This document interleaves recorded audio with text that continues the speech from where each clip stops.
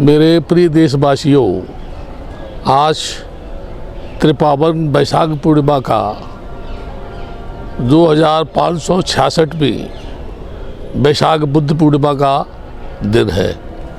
मैं इस अवसर पर एक दिन पूर्व देश के समस्त नागरिकों को महाबोधि टेम्पल के प्रांगण से शुभकामनाएं प्रदान करता हूँ एवं लॉर्ड बुद्धा टीवी से जुड़े हुए समस्त दर्शकों को बंदे आनंद का आशीर्वाद। आप सभी मुझसे परिचित हैं। मैं बदंता आनंद महास्थिविर, राष्ट्रीय अध्यक्ष अखिल भारतीय विश्व महासंघ एवं राष्ट्रीय अध्यक्ष बुद्ध गया महाबोधि बिहार मुक्ति आंदोलन समिति यहाँ से बोल रहा हूँ।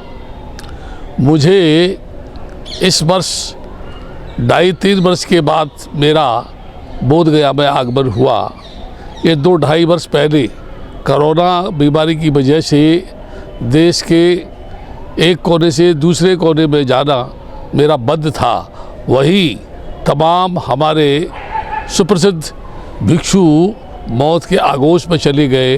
बहुत सारे उपासकों को भी जो है चिरस्थायी नींद आ गई और वो हमेशा एक दूसरे के साथ छोड़ करके चले गए। आज मैंने आकर के सर्वप्रथम कालचक्र मैदान में आके देखा तो जो व्यवस्था थी वो बहुत सुंदर मुझे लगी। मैं स्मरण दिला दूँ, कभी इसी बोध गया में जब समस्त भारत के लोग आंदोलित हो रहे थे, बुद्ध गया महाबोधि बिहार प्रबंधन एक्ट 1949 के अमेंडमेंट की बात कर रहे थे, उस समय पानी तक नसीब नहीं होता था। चौड़े पर लोग ठहरते थे, पेड़ों के नीचे सोने के लिए मजबूर होते थे। पानी की बहुत बड़ी समस्या थी। मार्केट में हड़ताल हो जाती थी, सब्जियां नहीं मिलती थी, आदमी को खाने का सामान नहीं मिलता था। लोग बहुत परेशान होते थे, बहुत सारे लोग बीमार भी हो जाते थे। तमाम लोग उस दौरान काल के मुंह में चले गए। लेकिन अब इस बोध गया के अंदर आने वाले लोगों को लगेगा कि यहाँ किसी प्रकार की उन्हें कोई तकलीफ नहीं होगी। मैनेजमेंट कमेटी ने, यहाँ की प्रबंधन समिति ने एक तरफ उपासकाओं के लिए विश्राम कक्ष बनाया है, एक लंबा पंडाल है। दूसरी तरफ बैठक है जहाँ मीटिंग होगी, जहाँ लोग बैठ कर के धम्म प्रवचन सुनेंगे। उसकी दाईं तरफ एक ऐसा पंडाल लगाया है जहाँ बंदे लोग खाना खाएंगे। यहाँ पानी की भी दिक्कत नहीं है, विशेषकर महिलाओं के लिए अलग से स्नान घर बनाया गया है। लेकिन मुझे एक बात से तकलीफ़ होती है। मैं भारत के उन तमाम बौद्धों से कहना चाहता हूँ जो अपने आप को बौद्ध कहते हैं और सही मायने में बौद्ध नहीं हैं। बौद्ध सत्य बाबा साहब डॉक्टर अम्बेडकर के ज़माने में जब उन्होंने बुद्धिज़्म स्वीकार किया था तब बहुत सोच समझ करके उन्होंने स्वीकार किया था। जिन जुल्म सितम के व्यवहार से वो ग्रसित थे, परेशान थे या उन्हें उत्पीड़ित किया गया था, उन सारी बातों से क्षुब्ध होकर जब उन्होंने स्वतंत्र भारत के संविधान की रचना की तो बदले की भावना का त्याग कर संविधान की ऐसी रचना की समस्त नागरिकों को, समस्त धर्म के मानने वाले लोगों को समानता का फंडामेंटल राइट दिया। इस धरती पर, इस स्वतंत्र भारत की धरती पर हर धर्म का, हर संप्रदाय का, हर मजहब का मानने वाला व्यक्ति स्वतंत्र रूप से अपने मठ की, अपने मंदिर की, अपने पूजा स्थल की, मस्जिद की यानी गुरुद्वारे की, चर्च की व्यवस्था कर सकता है, देखरेख कर सकता है, पूजा कर सकता है, आना जाना कर सकता है। स्वतंत्र रूप से वो इस देश में अपने धर्म की चर्चा कर सकता है। लेकिन भारत की धरती पर मैं देख रहा, बोध सत्य बाबा साहब डॉक्टर अम्बेडकर के परिनिर्वाण के बाद क्या वो बुद्धिज़्म भारत की धरती पर उसने रफ्तार पकड़ी? आज नागपुर भिक्षु संघ, मध्य भारत भिक्षु संघ, संकेसा भिक्षु संघ, बिहार भिक्षु संघ, उर्मिला भिक्षु संघ या नाना प्रकार के भिक्षु संघ बने हुए हैं और एक संघ दूसरे भिक्षु संघ की टांग पकड़ के खींचता है। एक बंदे दूसरे बंदे पे आरोप लगाता है। कुछ बंदे संवैधानिक भिक्षुओं के हक की बात करते हैं, कुछ लोग संवैधानिक भिक्षुओं को चाहते हैं। जबकि मैं ये जानता हूँ जो ये आवाज़ उठा रहे हैं वो स्वयं भी संविधान की दृष्टि में ऑथेंटिक भिक्षु नहीं है, जो गिरगिट की तरह से रंग बदलते रहते हैं।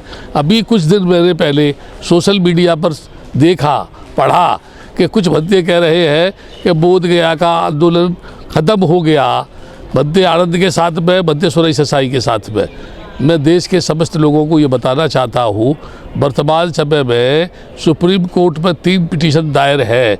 एक दार्जिलिंग के व्यक्ति ने दायर किया है, दूसरा ससाई की तरफ से है, तीसरा अरूप ब्रह्मचारी की तरफ से था जिसकी मृत्यु हो गई।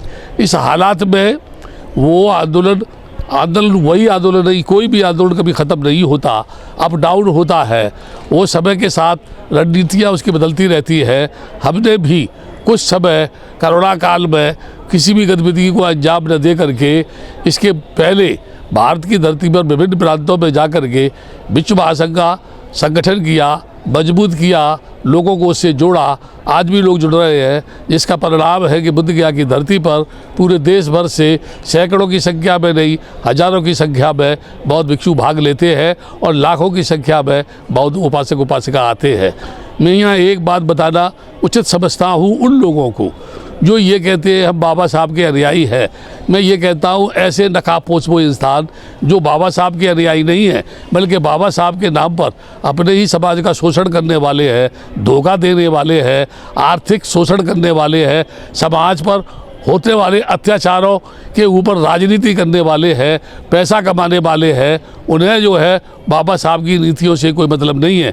नहीं तो मैं ये जानना चाहता हूँ, बाबा साहब ने अपने जीवन में जो कार्य किया, जो 22 प्रतिज्ञाएं दी, उनमें से कितनी प्रतिज्ञाओं का वो लोग पालन करते हैं जो अपने आप को बाबा साहब का अनुयायी कहते हैं। बाबा साहब ने कहा था, मैंने भारत का संविधान दिया है जो सबको समानता का हक देता है।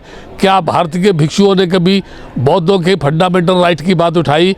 क्या भारत के भिक्षुओं ने कभी जिन जगह पर लोगों ने जो है कब्जा किया हुआ है, बुद्ध की प्रतिमाओं को लोग तेल से पोत रहे हैं, उसको तेलिया बाबा बता रहे हैं, कहीं कपड़े पहना रहे हैं, कहीं उनको कुछ और बता रहे हैं, कहीं किसी जगह कुछ और बता रहे हैं। ये भद्रावती की बुद्ध लेनी को पांडव लेनी बताते हैं, नासिक की बुद्ध लेनी को पांडव लेनी बताते हैं। चाहे वो जो है संकसा का स्थान हो, वहाँ ऊपर हनुमान की मूर्ति रखी हुई है। अभी अभी कुछ समय पहले सारनाथ के धम्मक स्तूप पर पूजा करने से चंद्रमा भिक्षु को रोका, जो कभी कालांतर में अंतर्राष्ट्रीय बुद्धिस्ट रिसर्च सेंटर का प्रेसिडेंट था। उसको भी मजबूर होकर के आंदोलन करना पड़ा। जहाँ जहाँ बुद्धिस्ट स्थल है वहाँ टिकट इतनी हाई कर दी है कि लोगों को आने जाने में परेशानी होती है। एक तरफ हमारा देश बहुत देशों से करोड़ों रुपयों की संख्या में दान लेता है। हमारा देश का प्रधानमंत्री जब बाहर जाता है तब कहता है कि मैं बुद्ध की धरती से आया हूँ, और उस दान को लेके जब भारत की धरती पर आता है तब वो ये कहता है कि मैं भारत की धरती पर रामराज्य स्थापित करना चाहता हूँ या हिंदू गणराज्य स्थापित करना चाहता हूँ, जो हमारे देश की आत्मा है, जो हमारे देश की संस्कृति है, जो हमारे देश की सभ्यता है। राम हमारे जीवन का आदर्श है, राम हमारे जीवन की सभ्यता है, राम हमारे जीवन की संस्कृति है। मैं लोगों से ये जानना चाहता हूँ, क्या वो मस्जिद तोड़ी गई, क्या वो वहाँ मंदिर था? अगर ऐसा था तो सोमनाथ के मंदिर के नीचे 3 मंजिल बहुत बड़ा बुद्ध का बुद्ध विहार है, और वहाँ अगर आसपास खोदा जाए तो तमाम बुद्ध की गुफाएं हैं। क्या वो स्थान, वो लोग जो अपने स्थानों को जबरन छीनने की बात कर रहे हैं, ऐलानियाँ कह रहे हैं हम लेके रहेंगे, हम मानेंगे नहीं, क्या ईमानदारी से वो बौद्धों को सौंप देंगे? या जितने बड़े बड़े हमारे देश में मंदिर हैं जहाँ लोग जाते हैं, वो सारे के सारे बुद्ध विहारों को ध्वस्त कर उनका आधुनिकीकरण करके उन मंदिरों को बनाया? अगर भारत के बौद्ध इस सुप्रीम कोर्ट में जाकर के इन तमाम मंदिरों की वापसी की मांग करें तो क्या एक नया बखेड़ा खड़ा नहीं होगा? भारत का बौद्ध भिक्षु इस देश की एकता, अखंडता को चाहता है, उस देश में विकृति पैदा नहीं करना चाहता।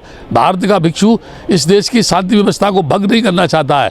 भारत का भिक्षु इस देश में लोकतंत्र की स्थापना के लिए सब कुछ न्यौछावर करने को तैयार है। भारत का भिक्षु इस देश की एकता के लिए, अखंडता के लिए, इस देश की धरती पर बढ़ती हुई हिंसा को रोकने के लिए, बढ़ते हुए सांप्रदायिक उन्माद को रोकने के लिए हर संभव प्रयास करने को तैयार है। टीवी पर जो डिबेट होती हैं उनमें उन लोगों को बुलाया जाता है जो समस्याओं को उलझाते हैं, देश को भड़काते हैं, लोगों को गुमराह करते हैं, लोगों को मिसगाइड करते हैं। क्या कभी भी किसी भी डिबेट में भारत के किसी भी बौद्ध भिक्षु को बुलाया गया? क्या कभी कभी भी किसी बौद्ध भिक्षु को सम्मिलित किया गया? क्या कभी किसी भिक्षु से राय ली गई? क्या कभी किसी भिक्षु से दिशा निर्देश दिया गया? क्या कभी किसी भिक्षु से ये कहा कि आप देश की शांति व्यवस्था में योगदान दीजिए, प्रवचन कीजिए, या मार्ग बताइए, या मार्गदर्शन दीजिए? ऐसा नहीं है। मैं ये यहाँ लोगों से कहना चाहता हूँ, विशेषकर उन अम्बेडकराइट लोगों को, तुम्हारा जमीर मर गया है, तुम जिंदा नहीं, तुम मरे हुए लाश हो। तुम डॉक्टर अम्बेडकर के नाम पर दुकान चला रहे हो, व्यापार कर रहे हो, तुमने डॉक्टर अम्बेडकर के नाम को ले रखा है, बार बार चिल्लाते हो हम बाबा के अनुयायी हैं। इतनी बड़ी संख्या होने के बाद भी कहीं डॉक्टर अम्बेडकर की मूर्ति का हाथ तोड़ दिया जाता है, कहीं उनके चश्मे को तोड़ दिया जाता है, कहीं मूर्तियाँ तोड़ दी जाती हैं। जहाँ करोड़ों की संख्या में डॉक्टर अम्बेडकर का नाम लेने वाले हैं, तुमको चुल्लू और पानी में डूब के मरना चाहिए।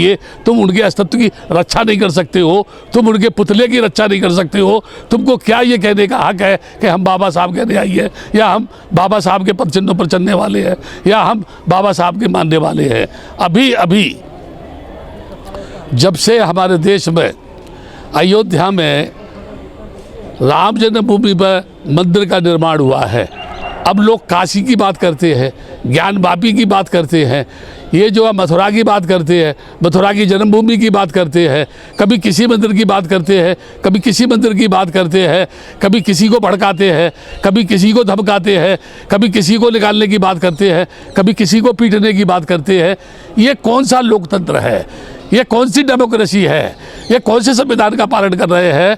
हमारे देश का प्रधानमंत्री क्या बेरोजगारी की समस्या दूर करने की बात करता है? हमारे देश का गृह मंत्री क्या देश में बढ़ते हुए अत्याचारों को रोकने की बात करता है? हमारे देश का कोई अन्य मंत्री अपना मुंह खोलता है? गूंगा है, बहरा है, बोलता क्यों नहीं है? हमारे देश का प्रधानमंत्री हमारे देश के बड़े बड़े स्थलों को बेच रहा है, हवाई अड्डे बेचे जा रहे हैं, रेल बेची जा रही है, बैंक बेची जा रही है, LIC बेची जा रही है, एयरपोर्ट बेचे जा रहे हैं।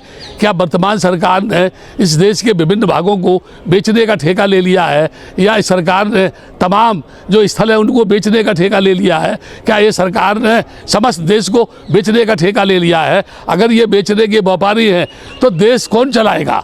देश को जो है मार्ग कौन देगा? कानून का पालन कौन कराएगा? अदालतों में फैसले होंगे, जरा सी बात के लिए लोग अदालतों में जाते हैं, अदालतों के दरवाजे खटखटाते हैं। ये सरकार का बैरी है, ये सरकार का गूंगी है। क्या इस सरकार के अंदर सुनने वाले लोग नहीं हैं?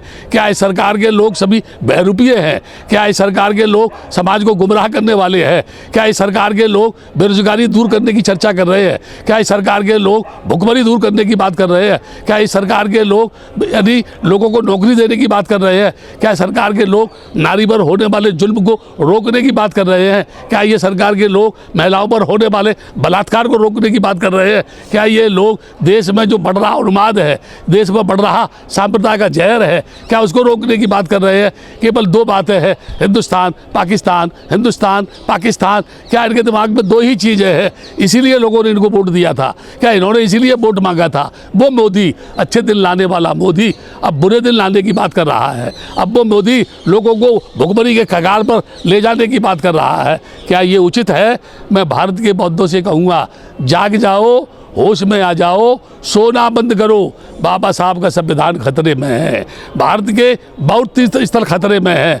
अगर तुम नहीं जागे तो याद रखो, फिर से मारे जाओगे, फिर से काटे जाओगे, फिर से 84,000 बौद्ध स्कंदों को नष्ट किया जाएगा। तुम्हारी ठुकाई होगी, तुम भागते नजर आओगे, तुम भाषण देते नजर नहीं आओगे। तुम जो गाल बजा रहे हो, तुम जो नौटंकी कर रहे हो, तुम चीबर पहन के धोखा दे रहे हो, बेईमानी कर रहे हो, बदमाशी कर रहे हो, बुद्ध के आदर्शों की हत्या कर रहे हो, डॉक्टर अंबेडकर के मिशन को धोखा दे रहे हो, तुम सही माने में बौद्ध नहीं हो। इसलिए मैं आज के दिन भारत के समस्त नागरिकों से कहूँगा, हमको बुद्ध पूर्णिमा के दिन ये संकल्प लेना चाहिए, हम भाईचारे के साथ रहेंगे, हम एक दूसरे से प्यार करेंगे, हम एक दूसरे को गले लगाएंगे, हम एक दूसरे के धर्म की रक्षा करेंगे, हम एक दूसरे के काम आएंगे, हम एक दूसरे के सुख दुख में मदद करेंगे, हम एक दूसरे का साथ देंगे, तो निश्चित तौर से ये देश मजबूत होगा,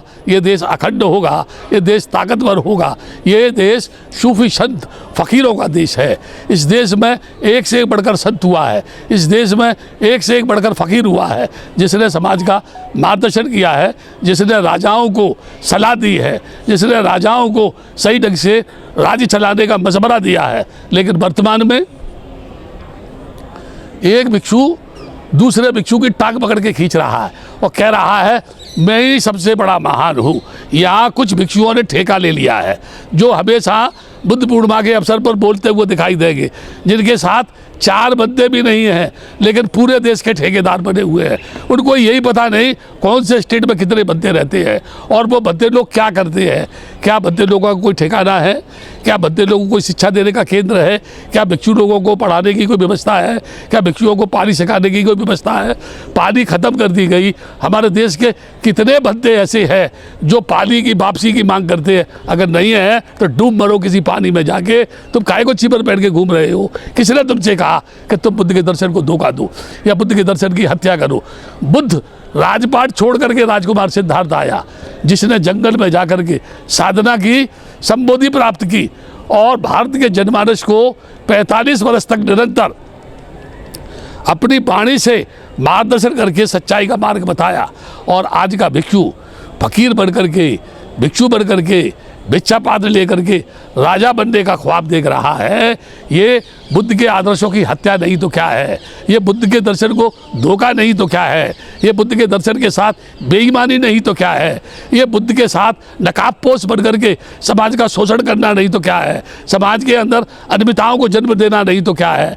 समाज में लोगों के साथ बेईमानी करना, छपटकट करना, रसीद बुक छपा करके चंदा करना, धंधा करना। हम जमीन खरीद रहे हैं, हम ये बना रहे हैं, हम वो बना रहे हैं। किसके लिए बना रहे हैं? क्या ट्रस्ट है? कौन है उसमें? किस किस के नाम है? किसने उनको अनुमति दी है? कितना पैसा आया? कितना निर्माण किया? कितना बाकी है? कोई प्लान है? कोई नक्शा है? कुछ है? केवल हवा में उड़ रहे हो।